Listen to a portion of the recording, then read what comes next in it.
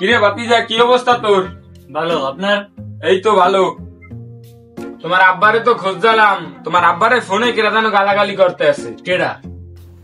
দাঁড়াও, আমি কল দিতে আসি। কল দিছি। ওরা ধরিল গ্রিন ব্যাস দেশ।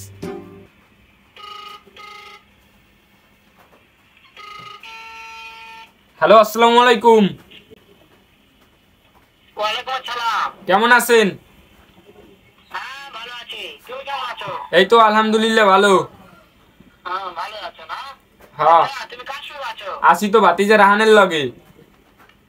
ওই মাদার চোদ। এই মাদার চোদ কে গালাগালি করে? মাদার চোদ তো এতই হারামজাদা। এই মাদার চোদ, সব মাদার চোদ। বাচ্চা। কি করে?